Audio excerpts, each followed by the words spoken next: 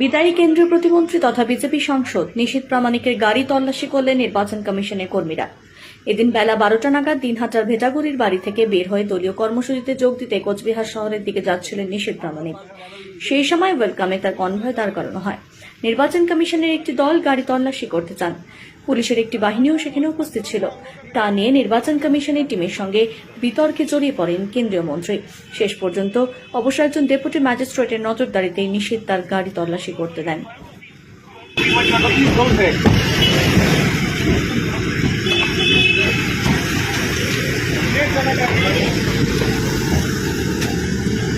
ना आप गाइडलाइन दिखा दो। गाइडलाइन कोথাও লেখা নেই। मेरी गाड़ी में वेपन भी है, मेरी स्पोर्ट पे सब कुछ है हमारे पास। हम लोग फिर आप क्यों आप गाइडलाइन दिखा दीजिए क्या क्या पहले गाइडलाइन दिखाइए, उसके बाद गाइडलाइन कोई प्रॉब्लम नहीं है। कोई क्या बात है? आप कैसे नहीं गाइडलाइन में नहीं तो है आपके पास